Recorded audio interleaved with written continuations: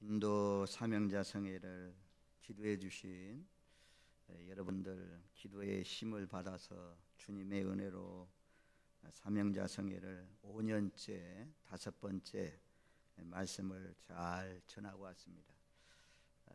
5번째 하니까 이제 사람들이 그 세미나의 성격을 알고 이제 성경으로 중심으로 돌아오는 것을 볼 수가 있었습니다. 그리고 사모하는 마음으로 첫 시간부터 끝나는 시간까지 큰 은혜 가운데 잘 진행되고 하나님의 은혜로 무사히 잘 마치고 왔습니다. 근데 이제 이번에 제가 이런 사명자성회를 결정하고 또 티켓을 먼저 끊어놓습니다. 비행기 티켓을. 그래서 시간이 변경되는 거예요. 그래서 수요일 날부터 수요일, 목요일, 금요일 날 성회를 해야 된다. 아니 화요일, 수요일, 목요일 날 하는 성회가 뒤로 물려져 가지고 어떻게 하면 좋지? 이거 티켓팅은 이미 해놨지. 한번 표를 바꾸려면 손해도 많이 보지. 어려움도 있지. 그래서 갔어요. 그러면 이번에는 그러면 앞에 있는 이틀 동안을 좀 하루는 인도에 좀 갈만한 그런 곳을 좀 여행할 수 있게 해달라. 그래서 타지마을이라는 인도에서 가장 유명한 관광지가 타지마을이라고 그래요. 타지마을. 한 사람의 유언, 여자의 유언을 하는데 이제 타지마을은 여자의 무덤을 안치해 놓은 그런 무덤입니다. 한마디로 말하면 무덤이에요, 무덤. 근데 그 여자의 사랑하는 여자가 남자한테 부탁을 합니다. 세계에서 가장 아름다운 무덤, 최고의 무덤을 만들어 달라. 그런 유언을 듣고 왕족 계열에 있는 귀족 집안에 있는 성주, 유럽의 성주 같은 그런 귀족이 무덤을 만들었어요. 대리석으로 얼마나 잘 만들었는지 빛가번쩍해요. 하여튼 여자의 말 한마디 유언이 남자로 하여금 그런 무덤을 만들었구나. 오늘날 관광 수입은 많이 없지만 여자 하나 잘 묻어둘라. 무덤이 뭐 필요합니까? 그래서 제가 하고 싶은 말은 마지막 유언, 아버지의 유언, 어머니의 유언이 참 중요해요. 사랑하는 사람이 죽을 때 유언은 딱 한마디만 하면 돼요. 하나님 나라에 가서 만날 테니까 주님 보시기에 부끄러운 삶 살지 말라. 자녀들에게 우리 그날에 가서 만날 때 주님 보시기에 정말 상을 받는, 칭찬받는 삶을 삽시다. 우리가 유언해야 될 줄로 믿습니다. 이 땅에 남겨놓으면 뭐합니까? 그 무덤 남겨놓으면 뭐예요? 아무것도 아니죠. 그리고요, 그 성주가 그렇게 대리석으로 빛가번쩍한 건물을 지은 기술자들 있죠. 건축 기술자들 전부 다 다시는 그런 건물을 지어서는 안 된다. 그래가지고 엄지손가락을 다 잘랐대요. 이 왕들, 귀족들이 한 일이 그런 일을 했습니다. 만왕의 왕 예수님은 좋으신 하나님인데 좋으신 분이 영원토록 다스리는 나라가 하나님 나라 아닙니까? 그 다음에 이제 또 한 곳을 갔는데 그 바로 옆에 있는 한 성을 갔어요. 왕들 4사람이 그 성에 거한 성이랍니다. 거기에서는 뭘 봤냐? 바벨론 나라의 성이 아마 이렇게 지어지지 않겠네요. 지금도 남아있더라고. 그 성벽이 참 얼마나 튼튼하게 얼마나 견고하게 지었는지 지금도 남아있어요. 지금도 남아있어요. 거기 보니까 얼마나 화려하고 얼마나 이 왕들이 부귀와 영화를 누리면서 살았는지. 거기가 또 동일하더라고. 바벨론 나라 성도 밖으로 돌아가면서 물이 흘렀다고 하잖아요. 성 밖으로는 물이 흐르고 성벽은 높고, 그래가지고 누구도 그 성을 무너뜨리려면 상당히 어려운 그런 성, 왕들이 살았다는 성에 한번 가봤습니다. 그리고 또 한 가지는 왜 날짜가 변경됐냐? 인도에서는 힌두신이 최고의 신이잖아요. 근데 힌두교 축제 날이 언제냐? 수요일부터 목요일이래요.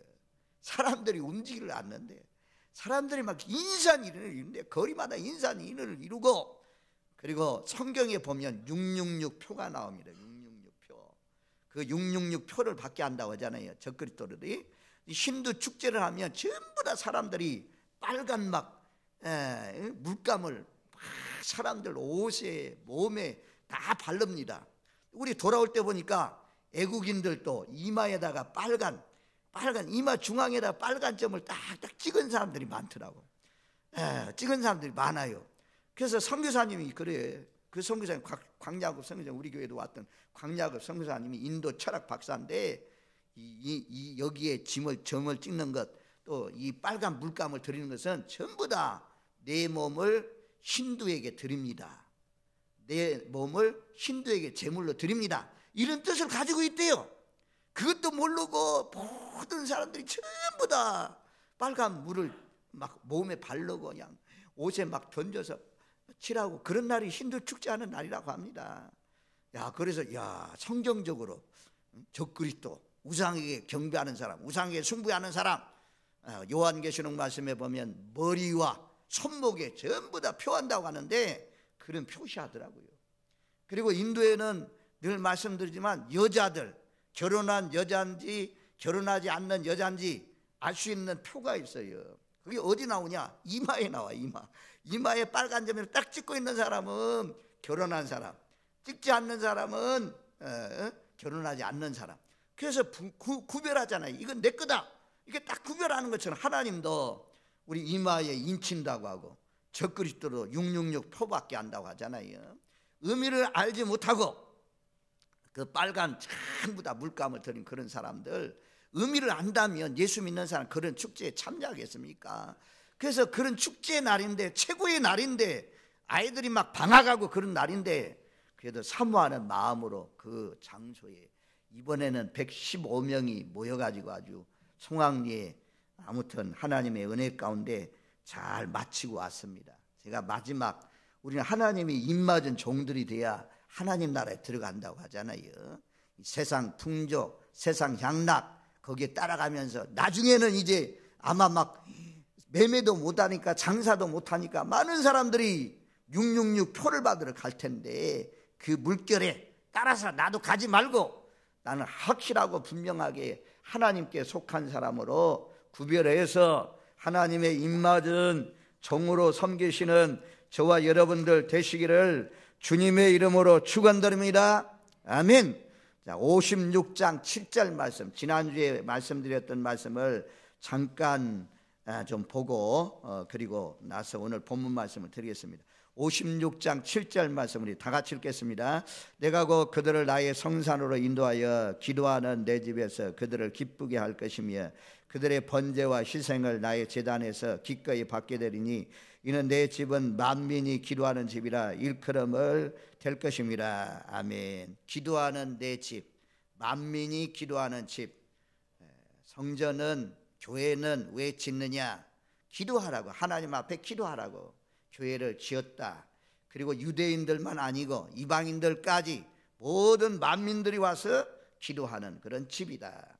또 만민을 위하여 기도하는 집이 돼야 된다. 선교를 위해서, 하나님 나라 확장을 위해서 기도하는 집이 이 교회다.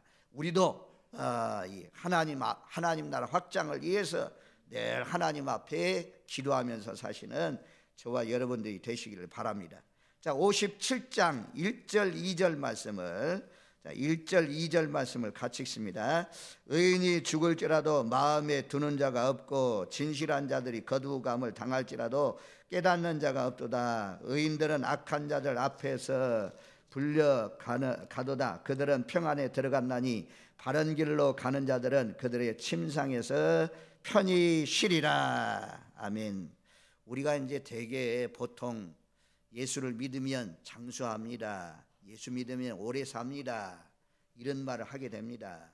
그런데 성경은 뭐라고 말씀하냐? 의인들, 하나님 믿는 사람들, 오늘 말씀대로 겸손하고 통회하며 자복하며 사는 사람들, 이런 의인들, 하나님께서 화핵전에, 지난번 성경은 화핵전에, 아주 환난 날이 오기 전에, 전쟁이 오기 전에 먼저 불러간다 그렇게 말씀해요. 먼저 데려간다 말씀해요. 그런데 사람들은, 의인들이 먼저 하나님께서 불러가는데도 불구하고 거기에 주목하는 사람이 없다. 우리의 생각과 하나님의 생각은 다른 것입니다. 이제 하나님은 바벨론 나라의 침략을 통해서 환난 날이 오면 재산도 빼앗기고 목숨도 빼앗기고 자녀들이 자기 앞에서 죽어가는 그런 모습을 보면서 정말 안타까운, 차라리 내가 죽었더라면 이런 재난, 이런 환난을 만나지 않을 텐데, 이렇게 후회하는 날이 오기 전에 의인들은, 하나님을 경외하는 사람들은 하나님이 바벨론 나라가 쳐들어오기 전에, 환난 날이 오기 전에 하나님께서 먼저 불러가신다, 그렇게 말씀합니다. 그러니까 우리 인간적인 생각으로 의인들은 장수한다, 의인들은 잘 된다, 의인들은 병성한다, 하나님의 생각은 우리가 알 수가 없습니다. 그래서 55장 8절 9절 말씀에 이렇게 말씀하잖아요. 이는 내 생각이 너희 생각과 다르며 내 길은 너희 길과 다름이라. 여호와의 말씀이니라. 이는 하늘이 땅보다 높음 같이 내 길은 너희 길보다 높으며 내 생각은 너희 생각보다 높으니라. 하나님의 생각은 우리와 다르다는 것을 말씀해 주고 있습니다. 아무튼 의인이 일찍 죽는 경우도 있다는 것입니다. 대개 보면요, 이제 막 물에 수련해 가지고 빠지는 사람들, 이 청년회 때 빠지는 사람들, 청소년기에 빠지는 사람들, 죽는 사람들 있잖아요. 근데 걔들 보면 다 들려지는 소식은 참 깨끗했다 그래요. 참 의로웠다 그래요. 참 하나님을 잘 섬겼다 그래요. 보기에도 아까운 사람이라 그래요. 하나님이 이런 의인들, 하나님 잘 섬기는 사람들, 이런 사람들을 에녹을 하나님이 데려가시는 것처럼 먼저 데려가는 그런 길도 있다. 그래서 하나님이 2절 말씀에 그렇게 말씀하잖아요.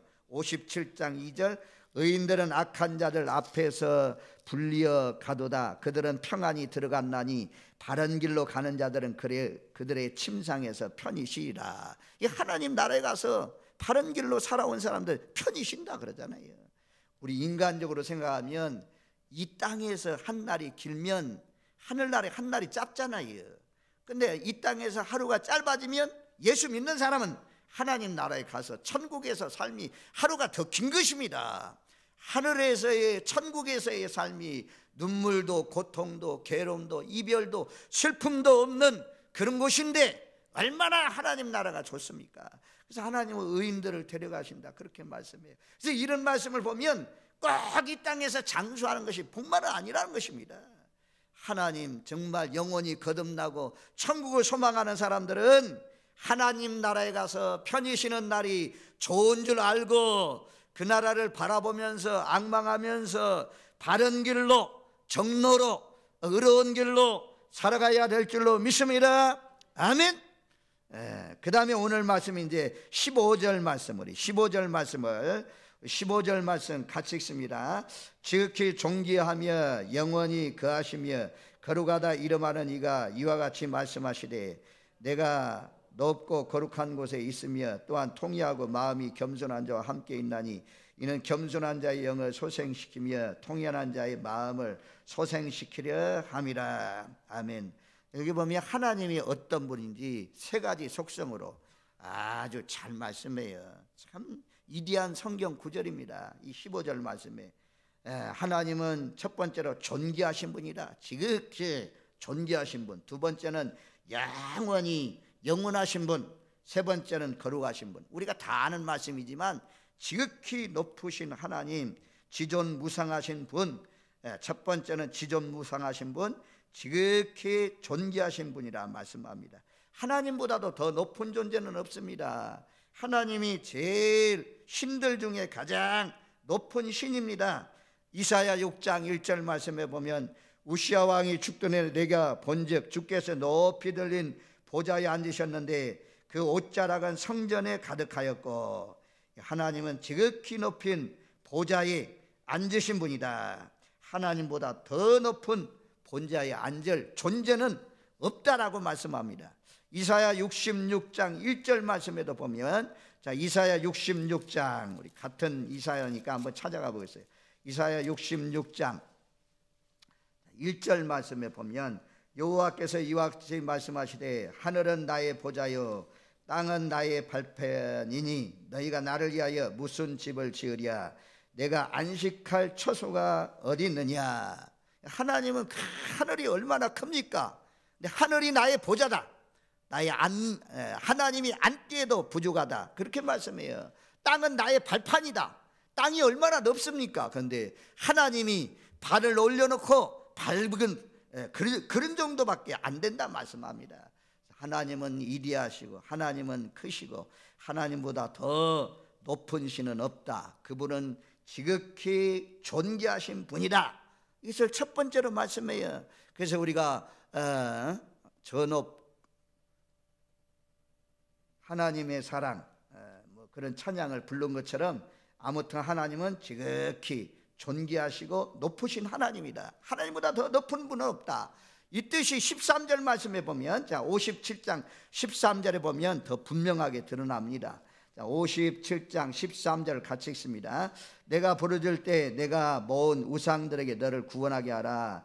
그것들은 다 바람에 날려가겠고 기운에 불려갈 것이로되 나를 의뢰하는 자는 땅을 차지하겠고 나의 거룩한 산을 기업으로 얻으리라. 3절로 13절 말씀까지 보면 우상 섬기는 자들에 대해서 말씀합니다. 무당의 3절 무당의 자식, 가늠하는 자와 음녀의 자식들아. 또 5절 말씀에 보면 상수리 나무에서 음욕을 피운다. 거기에 도살할 양. 또 7절 내가 높고 높은 산 위에 내 침상을 베풀고 거기에 제사를 드렸다. 문설주에도 기념표를 두었다. 우상. 또 8절에는 몰렉 신에게 아들을 드리는 그런 우상 숭배, 이런 우상 숭배하는 우상의 신들. 13절 말씀 내가 부를 때 내가 모든 우상들을 너희 구원하게 하고, 우상들 다 모아놓을 테니까 하나님이 하시는 말씀이 내가 섬기는 몰렉의 신들, 내가 섬기는 나무신, 내가 섬기는 바람신, 이런 것들 다 모아놓을 테니까 내가 한번 어려운 일에 구원해달라고 한번 해봐라. 그것들이 너를 구원하는지 봐라. 그러면서 하시는 말씀이 그것들은 내가 불어버리면 내 콧김에도 바람에 다 날려가는 것이 아니냐. 그러니 우상을 섬기지 말고 나를 의뢰하는 자는 땅을 차지하느니 나의 거룩한 산을 기업으로 얻으리니 너희는 우상, 콧김에도 불려가는, 훅 불어버리면 날아가 버리는 그런 우상을 섬기지 말고 하나님을 섬기라 라고 말씀합니다. 저와 여러분들, 하나님은 지극히 높으신 하나님, 하나님보다 더 크신 신은 없고 더 높은 신은 없다는 사실을 인정하시고 그 높으신 하나님을 의지하면서 사시는 저와 여러분들 되시기를 주님의 이름으로 축원드립니다. 아멘. 대전에 가면 계룡산에 계룡산이 있어요. 그런데 계룡산에 돌을 닦는 분이 도교에 속한 사람이 자기 집 자녀들에게 막 계룡산의 신을 막 설명하고 우리는 계룡산의 신을 잘 섬겨야 된다 막 이렇게 알렸어요. 그때 그 이제 자녀가 계룡산의 신을 섬깁니다. 계룡산에 가서 딱 묵상을 하면서 계룡산 신을 섬기는데 이분이 신령해졌는가 봐요. 영적으로 이제 귀신이 생겨도 그런 세계가 있잖아요. 기도하니까 뭐라고 말씀하냐? 야, 계룡산보다도 더 높은 신이 있다. 한라산 신이 더 높은 신이다. 그래서 한라산에 찾아갔대요. 한라산. 그래서 한라산에 가서 쫙 기도하는데 야, 또 그러더래. 한라산보다 더 높은 신이 있다. 백두산 신이 더 높은 신이다 그러대. 백두산 가서 또 백두산에서 기도했더니 뭐라고 말씀하냐? 백두산보다 더 높은 신이 있다. 히말라산이 더 높은 신이다. 그러더래요. 그래서 신이 더 높은 신들이 있구나. 산이 더 높은 산이 있잖아요. 그런데 마지막 어느 날 교회에 와서 하나님의 말씀을 듣는데, 초청받아서 듣는데 하나님의 신이 제일 크다, 하나님의 신이 제일 높다 그러더래요. 그래가지고 그분이 깨닫기를, 아하, 하나님 신이 제일 큰 신이구나, 하나님 신이 제일 높은 신이구나, 하나님보다도 높은 신은 없구나, 세상의 모든 신들은 사람들이 만든 것이고 하나님 밑에 있구나. 그래서 이왕에 섬길 빼야 가장 높은 신, 가장 큰 신을 섬기자. 그래서 자기가 섬기던 계룡산의 신을 다 버려버리고 세상의 우상들 다 버려버리고 하나님 의지하고 하나님 섬기기로 작정을 했대요. 그리고 그분이 신학교에 와서 신학을 배우고 목사가 됐다고 합니다. 얼마나 지혜로운 것입니까? 세상에 아무리 큰 신, 강한 신이라고 말하지만 인도에 막 그 신이, 힌두 신이 여러 가지 손들을 가지고서 또 문수보살 같은 경우는 막 손이 1000개가 된다고 합니까? 그래서 많은 도움을 준다고 하지만 사람이 만든 것에 불과합니다. 하나님이 불어버리면 날아갑니다. 하나님은 얼마나 크신지 하늘을 전체를 보좌를 삼아서 앉아도 부족하다 이게. 땅을 발판 삼아서 발바닥을 올려놓아도 하나님의 발등상밖에 안 된다. 그렇게 크신 분이 하나님이다. 우리가 믿는 하나님이 지극히 존귀하시고 높으신, 책으로 높으신 신인 줄로 믿으시는 분. 아멘. 아멘. 하나님보다 큰 신은 없다. 두 번째는 뭐라고 말씀합니까? 영원히 거하심이에요. 하나님은 영원한 분이다. 영원한 분, 영원한 분. 우리가 나라를 다스리는 이제 문재인 정부가 5년, 이명박 정부 5년, 박근혜 정부 5년, 우리나라 5년입니다. 하나님이 만약에 하나님 나라 이루어지기는 이루어지는데 예수님이 다스리는 것이 5년이라면, 아니 4년이라면, 아니 10년이라면 얼마나 안타까웠겠습니까? 근데 하나님이 다스리는 나라는 영원하고 영원한 나라다. 그리고 요한계시록에서 계속 반복되어 나오는 단어가 있습니다. 그게 무엇이냐면 세세토록 이라는 말씀이 계속 반복되어 나오고, 우리가 잘 안 들어 이 이사야서에도 요한계시록에서도 공통적으로 나오는 것이 나 외에 다른 신이 없다고 하면서 나는 처음이요 나는 마지막이라.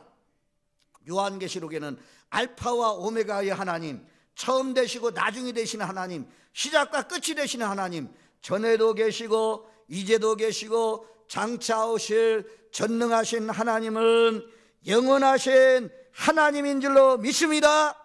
아멘. 이것을 묵상하면요 참 정말 은혜로운 말씀이에요. 하나님이 영원하다는 것입니다. 사람은 죽습니다. 할아버지도 죽고 우리 부모도 죽을 때가 있지만 하나님은 죽지 않고 살아서 아브라함, 모세, 지금까지도 살아서 우리와 함께 하시고 하나님의 자녀들 통회하며 작업하며 겸손한 자들과 함께 하면서, 함께 거하면서 우리를 지키시고 보살펴 주시는, 앞으로 장차 천국까지 가셔서 우리를 다스려 주시는 영원하신 하나님인 줄로 믿습니다. 그래서 하나님은 우리가 잘 알고 있는 말씀들이요, 신학적으로 하나님은 첫 번째로 존귀하시고 높으신 하나님이다. 하나님보다 더 큰 신이 없다. 두 번째는 영원하신 하나님. 세 번째는 여기 뭐라고 말씀합니까? 거룩하신 분이라고 해요. 거룩하다 그러잖아요. 거룩. 그래서 이사야도 6장에 하늘 보좌에서 천사들이 찬양하는 소리를 들었다고 하잖아요. 거룩하다 거룩하다 거룩하다. 이 찬양의 소리를 들은 것처럼 또 요한계시록 4장 8절 말씀에도 보니까 보좌 앞에 네 생물이 있잖아요. 네 생물이 모양이 얼굴이 사자 같고 또 사람 같고 송아지 같고 독수리 같은 얼굴을 가지고 있는 네 천사가 찬양을 합니다. 찬양을 하는데 거룩하다 거룩하다 거룩하다 주 하나님 곧 전능하신 이여 전에도 계시고 이제도 계시고 장차 오실 이시니라. 이 하나님은 거룩하신 하나님이다. 완전히 100% 깨끗하신 분, 100% 성결하신 분, 그런 분은 세상에 없어요. 하나님만이 100% 성결하시고 완벽하시고 거룩하신 하나님인 줄로 믿습니다. 그래서 하나님이 그렇게 말씀하잖아요. 내가 거룩하니 너희도 거룩하라. 불순물이 있으면 안 되는 것입니다.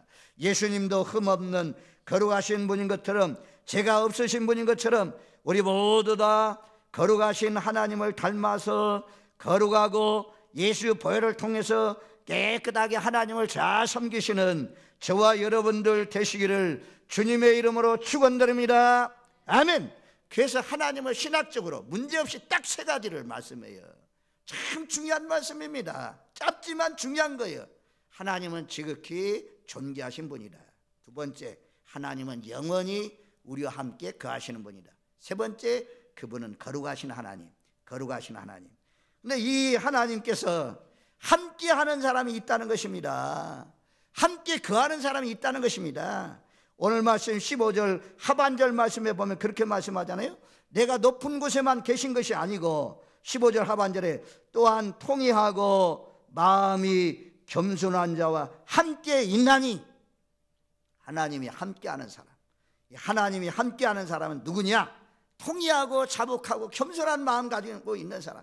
정말 하나님을 잘 믿으려고 하는 사람은요, 회개할 것밖에 없어요. 울릴 밖에 없어요. 탄식할 것밖에 없어요.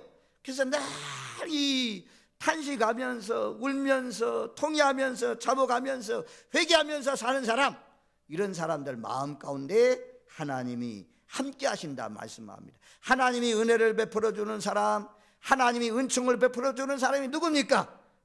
겸손한 마음이 있어야 되잖아요. 교만은 패망의 선봉이잖아요. 잘 되다가도 망하는 이유가 무엇입니까? 전부 다 교만 때문에 망합니다.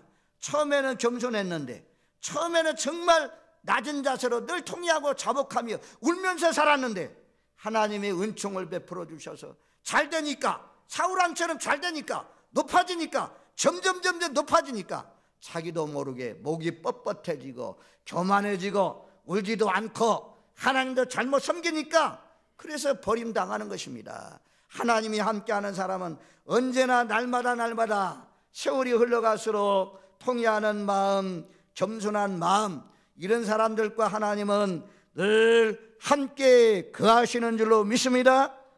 51장 17, 시편 51장 17편에 그러잖아요.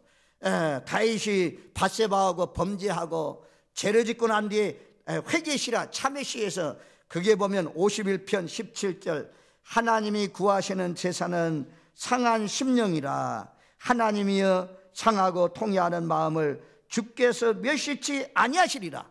죄를 범했을지라도 통회하고 자복하고 회개하는 사람 하나님 멸시치 않는다는 것입니다. 늘 함께 하신다 말씀합니다. 함께 하신다, 이 중요한 말씀입니다. 늘 함께 하시는 사람이 누구냐? 통회하고 자복하고 회개하는 사람, 이런 사람과 하나님이 함께 하신다 말씀이에요. 자, 이사야 66장 2절 말씀 한번 다 같이 찾아가십시오. 이사야 66장 2절 말씀, 66장 2절 말씀, 66장 2절 말씀, 1절 2절 말씀, 1절 2절 말씀 우리 다 같이 한번 읽겠습니다. 여호와께서 이와 같이 말씀하시되 하늘은 나의 보좌요 땅은 나의 발편이니 너희가 나를 위하여 무슨 집을 지으랴? 내가 안식할 처소가 어디랴? 나 여호와가 말하노라. 내 손이 이 모든 것을 지었으므로 그들이 생겼느니라. 물은 마음이 가난하고 심령에 통회하며 내 말을 듣고 떠는 자는 그 사람은 내가 돌보려니와. 하나님, 내 안식할 처소가 어디냐? 내가 거할 처소가 함께할 사람이 어디냐? 라고 묻잖아요. 그러면서 2절 말씀에 그러잖아요. 나 여호와로 내 손이 이 모든 것을 지었으므로 그들의 생에 무릇 마음이 가난하고 심령에 통회하며 내 말을 듣고 떠는 자, 그 사람은 내가 돌보려니와. 하나님이 돌본다는 것은 하나님이 함께 한다는 것입니다. 하나님이 함께 거한다는 것입니다. 저와 여러분들 마음 가운데 심령이 통회하고 가난한 심정으로 살면 하나님께서 늘 처소를 삼으시고 우리 안에 들어와서 거처를 삼고 함께하는 줄로 믿습니다. 언제나 겸손해야 돼요. 언제나 통회하는 마음으로 살아야 돼요. 이것이 하나님이 함께하는 증거입니다. 교만하면 하나님이 떠나가는 것입니다. 하나님이 우리가 왜 라오디아 교회 왜 하나님이 떠나갑니까? 마음이 부유하다 이게. 가련, 하나님 볼 때는 가련하고 가난한데 누문 것이 없는데, 자기들은 누문 것이 없다고 했는데 하나님이 볼 때는 가장 가난하고 영적으로 헐벗고 그런 사람들이 라오디아 교인들 아닙니까? 그래서 저와 여러분들 오래 믿은 것 자랑하지 마십시오. 직분자 자랑하지 마십시오. 직분자가 되었으면, 오래 믿은 사람이 되었으면 더욱 가난한 마음으로 늘 통회하고 자복하는 그런 겸손한 마음으로 살아가시는, 그래서 하나님이 우리와 함께 거하시는, 내 안에 들어와서 집을 짓고 하나님이 영원토록 함께 하시는 복된 삶이 되시기를 주님의 이름으로 축원드립니다. 아멘. 그리고 겸손한, 이런 통회하고 자복한 마음, 겸손한 마음은 누구에게 있느냐? 이사야 29장 24절 말씀해 보니까 마음이 혼미하던 자들도 총명하게 되며 원망하는 자도 교훈을 받으리라. 하나님의 교훈을 받는 사람은요, 하나님께 배우려고 하는 사람은 계속해서 겸손한 마음이 함께합니다. 이사야 54장 13절 말씀에도 보면, 자 53장 바로 옆에니까 우리 한번 같이 찾아봅니다. 이사야 54장 13절 말씀 우리 같이 읽습니다. 내 모든 자녀는 여호와의 교훈을 받을 것이니 내 자녀에게는 큰 평안이 있을 것이며. 내 모든 자녀는 교훈을 받는다. 하나님의 말씀 받아들인 것.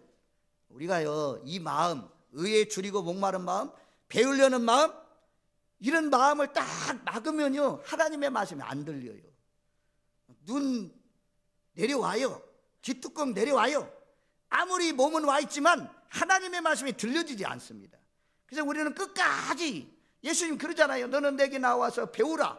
배우는 마음, 이 자세, 배우는 마음. 목사 신학교 나오고 목사 되고 그러면 끝납니까? 배우는 게? 오히려 더 많이 배워야 됩니다. 더 많이 열려 있어야 됩니다. 그래서 하나님이 겸손한 마음을 누구에게 주냐? 배우려는 자세를 가지고 있는 사람, 받아들이는 그 어린아이 같은 그런 사람 마음, 그 마음이 늘 겸손의 마음을 유지하도록 해요. 그래서 시편 말씀에 보면, 시편 119편에 보면 이런 말씀이 많이 나와요. 119편 12절 말씀에 보면, 찬송을 받으실 여호와여 주의 율례를 내게 가르치소서. 주의 율례를 내게 가르쳐. 119편 33절에도 여호와여 주의 율례의 도를 내게 가르치소서. 내가 끝까지 지키리라. 또 119편 66절 내가 주의 계명을 믿었사오니 명철과 지식을 내게 가르치소서. 가르쳐 달라고 계속 기도하니, 주의 율례를 가르쳐 주세요. 내가 지킬 수 있도록 가르쳐 주세요. 받으려는 자세, 늘 겸손한 마음, 이 배우려는 자세, 이런 마음이 겸손의 마음이라는 것입니다.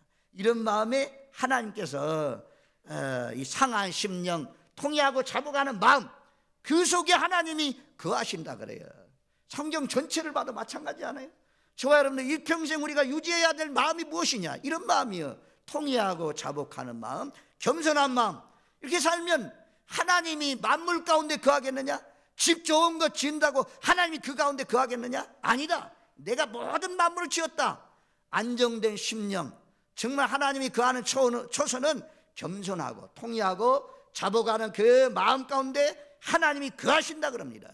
하나님이 늘 함께 하시는 겸손한 마음으로, 통회하고 자복하는 마음으로 사시는 저와 여러분들 되시기를 주님의 이름으로 축원드립니다. 아멘. 그리고 마지막에 이런 사람들의 마음을 어떻게 하십니까? 오늘 말씀에 보면 통회하는 자의 마음을 소생시키시고 겸손한 자의 영을 소생시킨다. 두 번씩이나 말씀하잖아요. 겸손하면 소생돼요. 아니 생각해 보세요. 말씀은 살아있는데 에스겔 5장에 마른 뼈들에게 행해서 외치니까 그 마른 뼈들도 이 뼈 저 뼈가 붙으면서 살아나는데, 마찬가지입니다. 겸손하면 하나님의 말씀은 살아있기 때문에 죽은 영혼을 살릴